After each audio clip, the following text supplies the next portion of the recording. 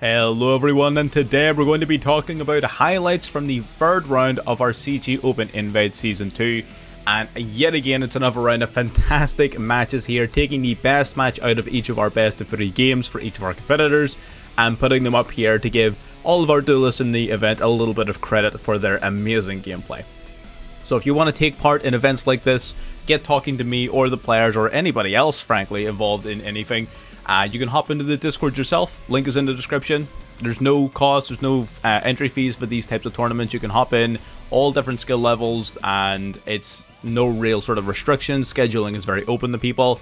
So yeah, even if you just wanted to hop in, even if you don't want to take part in the events or the tournaments, you can just hop in, you can lurk, get advice, ask questions, or even just watch other people post their deck lists, their ideas, their suggestions. It is a very, very good place to be. Really informative, really friendly. So yeah, if it's something you're interested in, hop in. And if you're interested in watching videos like these or the other content that we post, like deck profiles and such, feel free to subscribe. You know, it doesn't cost you anything. It helps me out, so it's a bit of a win-win, you know? Why not? And with that, let's get into our games. Alright, getting into our match between myself and Ace here, looking like a mirror match, Tri-Brigade Gladiators versus Tri-Brigade Gladiators. So you're going to get a good hint of them both sort of going here first and second. You can see from both of our hands it is a blind second deck, absolutely 100%, but we won the coin toss, so we chose to go second, so we're forcing our opponent to go first. Whenever you're going first using this deck, you're generally just trying to set up your regular Tri-Brigade play. So in this case, they set up, they don't go into the Berberon play, they instead opt to go for the Masquerena and Ferjit, which is perfectly fine. We top deck our Revolt here, which isn't particularly useful going second, but again, it's definitely a very useful card. We're going to Lightning Storm to clear out that back row. I was expecting it to be a Revolt, to be honest, but it turns out just to be a Call by the Grave, which is completely fine. There was no point in destroying the monsters because it just he would have just used the Masquerena to summon something out that's indestructible.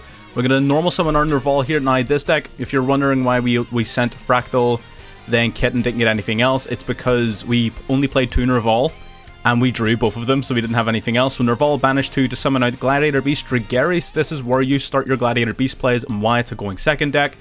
He decides now to go into the IP, use his IP to go into Avramax here, which he's hoping is going to be able to protect him from the Dragaris. We are going to special summon our Test Tiger so we can summon Ferjit of our own. Nerval then searching our deck for Karas. Karas then is going to ditch the Nerval in our hand in order to special summon itself out, and we needed to discard to summon because we needed 4 Beasts in Grave to go into Shureg, Tri-Brigade Shureg, the Ominous Omen, which is the out to the Avramax, non-targeting banishment, taking care of it. Now, if anyone can do the maths here, we are just shy of lethal by 200 points.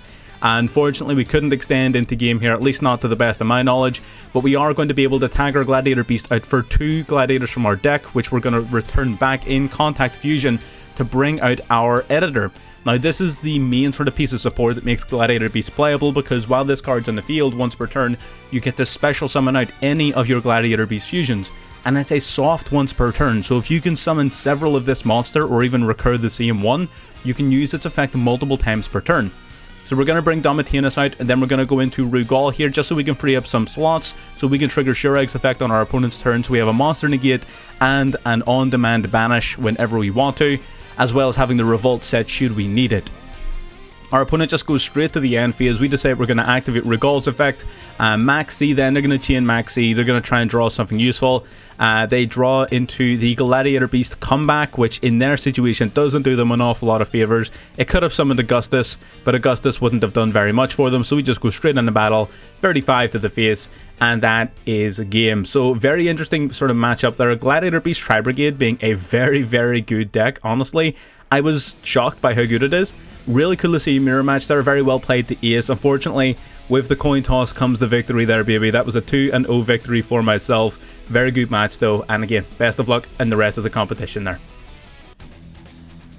Alrighty, looks like we've got Sky Strikers versus Ancient Gears, Range Driver versus Technomania. We're going to start off with Ancient Gear Wyvern, grabbing the fusion card from the deck. Ancient Gear Fusion then combining the Wyvern and the Reactor Dragon to summon out the Ancient Gear Howitzer. Howitzer completely unaffected by other card effects and can inflict 1000 damage to your opponent every turn, and if it's ever destroyed by battle, you can special summon any Ancient Gear monster from your deck. So not a terrible opening. We are going to be playing up against Sky Strikers, which is usually a going second deck, so they do have a bit of an advantage here. We are going to hit him with a Max C, but we are going to chain our linkage, sending the Upstart Goblin to get a summon off before the resolution of the maximum C. We're going to summon out Shizuku, simply set 2 and pass it back to your opponent here. Nothing we can really do about that howitzer just yet, but we're going to sit on our cards. We're going to survive until that Max C is no longer in effect and take it from there. We're going to take another 1000 points of damage here. Then this level 10 train is going to summon itself out. Link 2 into Ancient Gear Ballista. Ancient Gear Ballista then grabbing Gear Town directly from the deck. And this is a pretty nasty combo because you can utilize your Ballista to pop the Gear Town and reduce the Shizuku to 0 attack. And Gear Town, when destroyed, will summon forth your Reactor Dragon. Reactor Dragon, then when it attacks, your opponent can't activate anything, including the effect of something like Grey if it happens to be in the grave. And when it destroys something by battle, you then get to destroy any spell or trap on the field. Now that's particularly useful whenever you consider the likes of Fortress, Gear Town, and other cards like that will allow you to summon more Ancient Gears whenever they are destroyed. If he destroyed Fortress, he would have been able to summon an Ancient Gear, I believe, from the hand or graveyard, which would have been his Howitzer or his Wyvern. That may have been worth doing. It may have been worth popping his own Fortress rather than destroying this face down card. We don't know. We'll just have to see how it plays out. We're going to grab the Wyvern back to hand during the end phase off of our train's effects. So we're setting ourselves up, and it's looking really heavily in the favor of our Ancient Gear player here. We're going to normal summon Ray and then special out Rose, linking 2 into Sky Striker Zeke. Zeke then's going to banish the Ballista until the end of the following turn. Rose then's going to special summon itself back to the field. Now it's going to get sent to the grave for the Zeke to boost itself up, just so he has nothing on his field, so he can successfully go into Hayate. Hayate swinging for 15 directly, sending Hornet drones from the deck to the graveyard. Engage now is going to grab them multi-rule from the deck, as well as drawing them the Furion's Coliseum. What a top deck. We're going to activate multi-rule, then we're going to use Engage, grabbing ourselves a Widow Anchor and an Effect Veiler. 2 amazing draws off of our Engage, and Kikiri's going to get us yet another search and draw. We're going +6 up in here. We're going to grab ourselves an Afterburners as well as Infinite Impermanence. Afterburners going to pop both the Reactor Dragon and the face-up Fortress. Fortress is going to activate, and it's going to summon back the Howitzer anyway. And now Furion's Coliseum is going to grab Furion King Regulus from the deck. Regulus then is going to summon itself out to the field by equipping on the Zeke from the grave, giving him an Omni Negate during our turn there. Engage is going to, multi-rule is going to send Zeke just so they can free up some room in their back row to set some cards up. Multi-rule going to set the Hornet drones to the field, and then Shizuku's going to search the deck for the Widow Anchor follow-up. Grand. So passing back to our Ancient Gears players here. Now you'll notice when we go into main phase 1, first thing we do is activate Howitzer.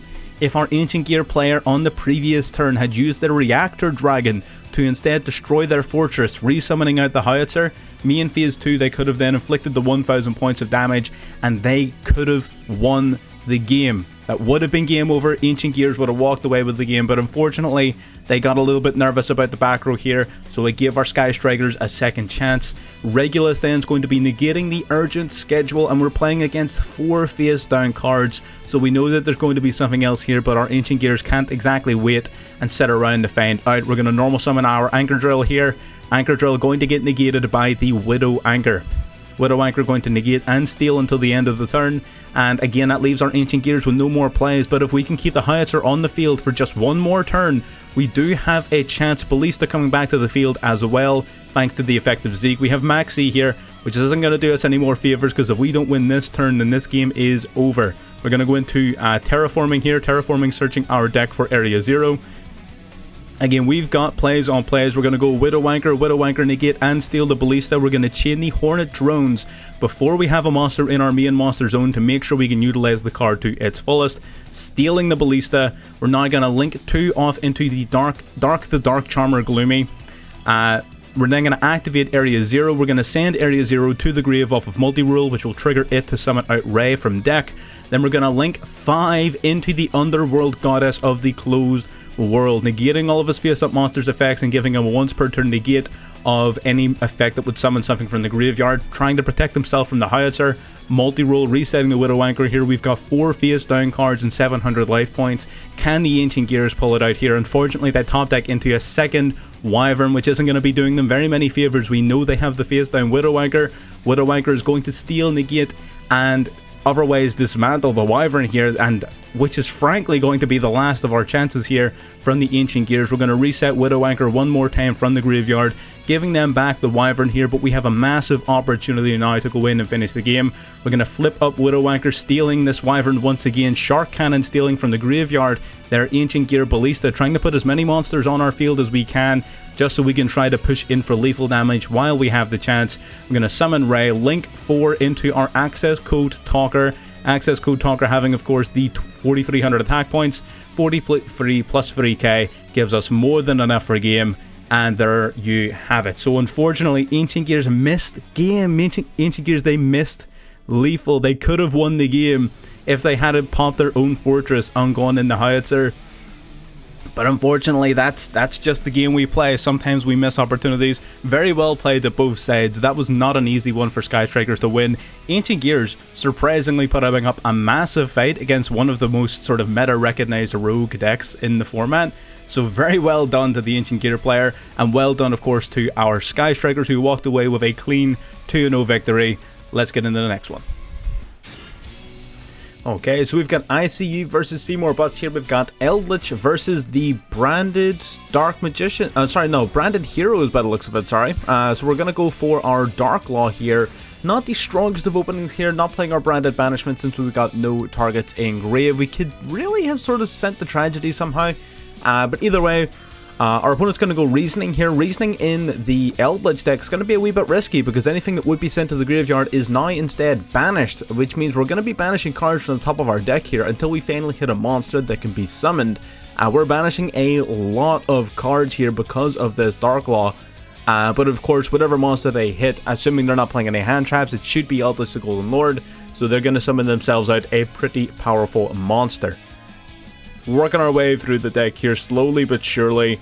Most of the deck now being banished. Holy, how many cards have we got left? We got down to 18 cards before finally summoning out Eldritch the Golden Lord. 2,500 attack points going to make that Dark Law nice and weak. We're summoning out a second Eldritch the Golden Lord, and we're going to use Zombie Necronase to steal the Dark Law instead of just swinging over it. And then we're going to hit him directly for 25 and then go straight to end phase here. So maybe not the greatest use of Zombie Necronase. Our Heroes player really struggling here. Didn't really draw anything usable, unfortunately. So we're just going to have to hope for the best here. We're going to draw into the Curse Eldland, but the Conquistador is going to be activated, popping the Dark Law upon summon. Curse Eldland then paying 800 life points to search their deck for a card, but it's going to be negated by the Ash Blossom. But as we can very clearly see here, there's not an awful lot that our opponent can do about it here. Maybe if we were playing Link Karibo, we could have set up a branded banishment play by normal summoning the Tragedy and sacrificing it off for Link Karibo. We could have set something up, but unfortunately it simply was not meant to be, and that is game over. So not the greatest opening there from our branded Heroes player. It was a sort of 2-0 victory here to ICU with our Eldritch. Very well played from both sides. Bit of an unfortunate game, but either way, very well done.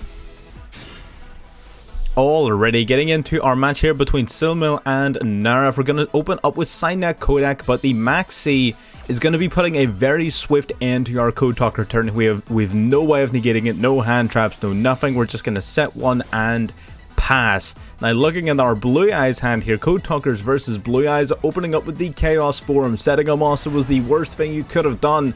Going to summon out the Chaos Max Dragon, normal summoning our White Stone of Legend so we can link it off for our Link Karibo, adding the Blue Eyes White Dragon to hand. So now we have a target for our trading in our Blue Eyes for 2 brand new cards, drawing into the Chaos Dragon Levianeer, and there is game.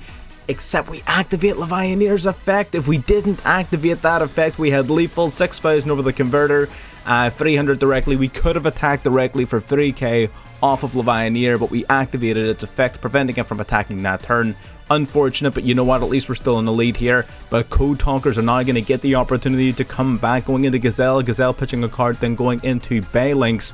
Baylynx adding the Salomon Great Sanctuary to the hand, the Spinny that we milled to the graveyard, summoning itself out of the field, before linking into Code Talker. That triggers off our Signet Kodak to grab from our deck our Nightmare Corruptor Ibly. We're going to use our Sanctuary now, linking with our Code Radiator and our Code Talker off into the Trans Code Talker. That's going to search our deck now for an Earth monster, and Code Radiator is going to reduce his Chaos Dragon Levianeer's attack points down to 0. making it a nice and easy target here, but that does not deal with the Blue Eyes Chaos Max Dragon. If we had to set our skill drain, we wouldn't be in this position. We would be able to stop the majority of this. We're going to go here into Access Code Talker. Access Code Talker, of course, being able to boost itself up by 3k. Code Generator then, sending a monster from deck to graveyard. Didn't activate those in quite the right order, but either way, it is completely fine. Sending Dot Skipper to grave. Dot Skipper then summoning itself out to the field, linking off yet again into the Tri-Gate Wizard. Going into the full Tri-Gate combo here. Get Cheery is going to make the Access Code Talker unaffected by any card effect, summoning out Code Talker Inverted. Code Talker Inverted then bringing out the Ibly from the hand, as well as the Codex, searching our deck for another light monster. Micro Coder then searching our deck for a Cynet card as well. So we're going to grab our Cynet optimization, meaning our opponent cannot activate attacks when one of our Code Talkers declares an attack. We're going to summon Ibly out to the zone our inverted points to. Then we're going to use Tri-Gate Wizard, banishing the Linkuriboh, activating our Cynet optimization. Maybe wasn't worth banishing the Linkuriboh. Let me just double check. Does this affect target? You can target one card on the field. I guess they couldn't get rid of the Chaos Max then. That makes total sense. That's fine. We're going to go into the Shooting Code Talker. Shooting Code Talker next to the Tri-Gate Wizard, searching the deck now for a water monster. I can only imagine the Sea Archiver, giving to our opponent the Ibly, which I think is interesting, especially if you're going for game. I'm not entirely sure if I agree with that play. Searching for Scriptron, actually, then. Infraflyer coming out to the field. Scriptron banishing the Dot Skipper, summoning itself out to the field. Link 3 into the X Code Talker. Now, Tri-Gate Wizard is getting its full range of effects. We're locking our opponent out of one of their zones. Our X Code Talker is going to grab us a Wind monster from deck, and Scriptron is going to recycle back our Dot Skipper. It's going to add it, I think, yeah, back into our deck. Our Codex is going to grab us a Parallel Exceed, and then we're going to be able to lock up one of our opponent's zones. Going into the battle phase here, Shooting Code Talker is going to double the battle damage. Whoa. Hang on. What did we miss? So the Tri-Gate Wizard, I believe, doubles the battle damage that any one of your Cyber monsters deals over an opponent's monster. I'll need to double check that to be sure. But that was an insane amount of damage. 10,600 over the 0 attack Levianeer. Even I wasn't expecting that. Holy, what an absolute mad finish there. Blue Eyes getting really close to lethal, slowly sort of dropping the ball when it came to just finishing the job off, and it did on this occasion, cost them Code Talkers able to just summon their entire extra deck, do whatever they want, and then eventually go in for game. So very well played here to Silmill. It was a 2-1 victory to Silmill over Narif, so really well played by both sides though. Love to see it. Already getting into our match between Tyson 10 and Yeetus here. We're going to open up with Formud Skipper. Looks like we're playing Crusadia, and we're up against Earth Machines. We're going to go into Magius here, triggering Formud Skipper here, as well as the Parallel Exceed in our hand. Parallel Exceed summoning itself out to a zone that our Magius points to, and Formud Skipper grabbing another Parallel Exceed from our deck, I guess. Magius and Exceed are going to activate. We are playing triple Exceed, so we are still able to summon one from our deck, which is great. Out comes our Parallel Exceed. We're also going to search our deck for Crusadia Draco off of the effect of Magius, then link into our Crusadia Regulex. Regulex then is going to allow our Maximus to be summoned underneath it. We're going to link then into IP Masquerena. And then we're going to link off finally into the Mekk-Knight Crusadia Avramax. So this guy basically means that he's no longer cannot be destroyed by card effects, cannot be targeted. Draco's going to recycle back our Maximus for some follow-up next turn. Crusadia Power can also make our Avramax unaffected by card effects should that be necessary. We're going to open up here with Metal Cruncher, which would check the top 3 cards of our deck for a searchable card to add to hand, but unfortunately it is getting hit with that Ash Blossom. No searching for you, my good sir. The Brutal Dozer, though, coming out, tributing off the Metal Cruncher. This would have been a much better Ash Blossom.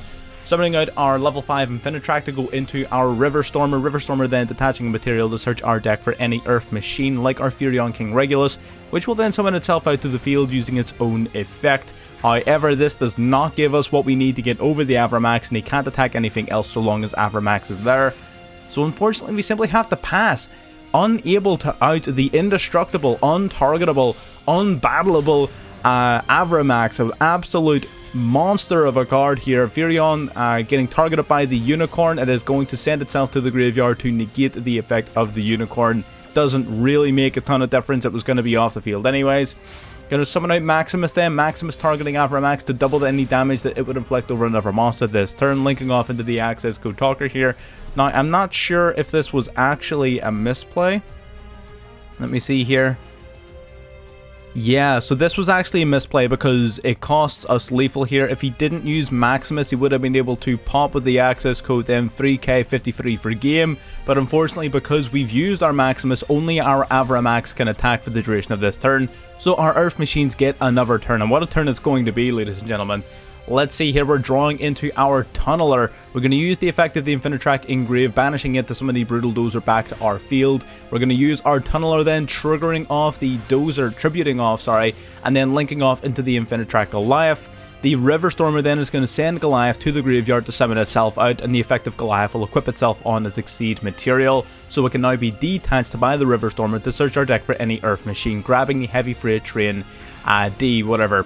We're going to normal summon out our level 10 here and then special summon out our Heavy Freight Train afterwards, allowing us to go into rank 10 Exceed the Super Dreadnought Rail Cannon Gustav Max, inflicting 2,000 points of effect damage here, as well as popping the access code talker. But we still don't have enough for Avramax here. We're going to have to keep on digging, returning back 5 of our machines to draw 2 extra cards. We're going to Exceed up again into our Super Dreadnought here, which goes up to, what, 6,000 attack points, but it still can't swing over the Avramax. We're going to bring out Gustav Max one more time, then we're going to link 3 off into the Infinitrack Fortress Megaclops. This card is unaffected by any monster effect apart from those of an Exceed monster, but that doesn't matter because Avramax's effect isn't affecting this monster, it's only boosting itself, so it is not immune to the Avramax. So he's going to summon out his Rail Cannon one more time, stealing the opponent's back row to equip on his material. He's forced simply to set one and pass the Earth Machines, not having an out for the Avramax whatsoever. Cosmic banishing the face down cult by the grave, Avramax swinging in the Megaclops, and it's game.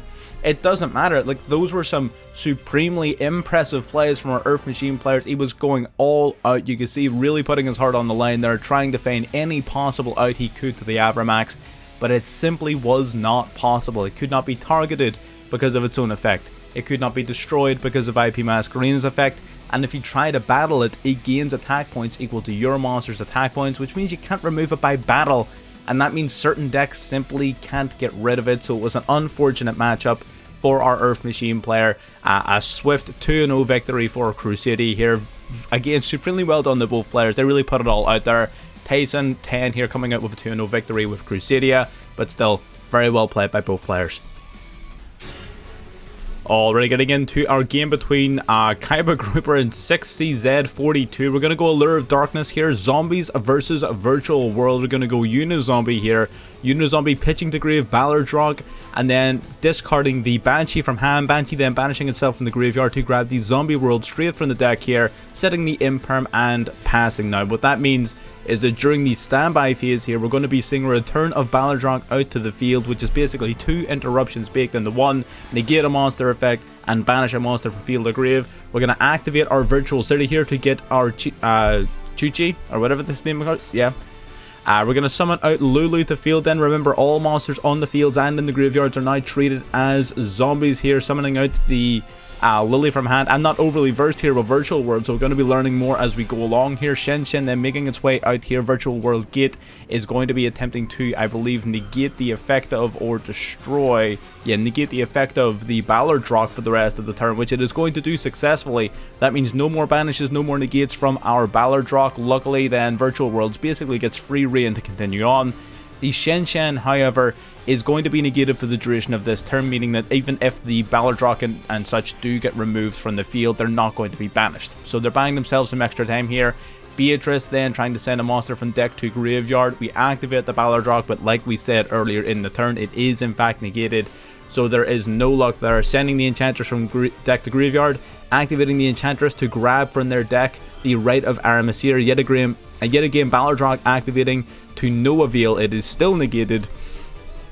And the Rite of Aramasir then, unfortunately, we play the Rite of Aramasir in the Imperm column from earlier in the turn, so no token for us. We're going to go in the battle phase here, taking out the Ballardrog, swinging in, taking out Unizombie, and finally wiping out the Shen. Like we said earlier on, these monsters are in fact still in the graveyard because we managed to use our we managed to negate the Shen, but we can clear out the zombie world, and as a last resort we're also going to bring out a Zeus. Now we have far too much card advantage to go willy-nilly using that Zeus, so we are going to be relying upon our Shen and our back row here to keep us in the game.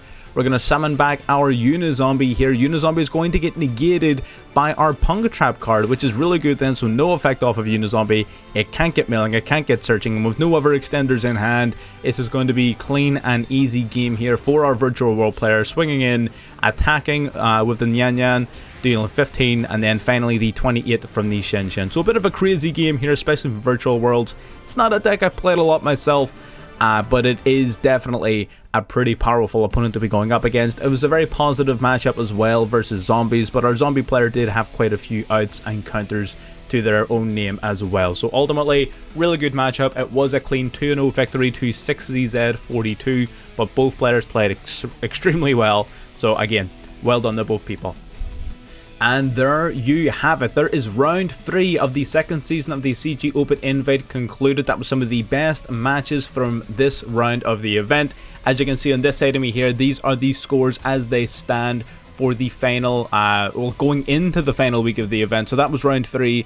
Each event runs for 4 rounds. Each round is a week long. So by the time you're seeing this, we're going to be in and working through our final round of the CG Open Invite. So by the time you next see a video like this, what we'll be doing is announcing our actual winners, and our winners will be having their prize support in their pockets and ready to spend. So again, like I said in the intro, if you want to have any sort of involvement, if you want to get engaged with, or even just sort of participate, speak to the players, ask questions about, do whatever, I would definitely recommend hopping into the Discord. It doesn't cost you anything. It's just another place where you can chat to like-minded individuals about the game, have a bit of fun, ask some questions, even make suggestions. If you have ideas that you want to get out there and share, that is definitely the place for it.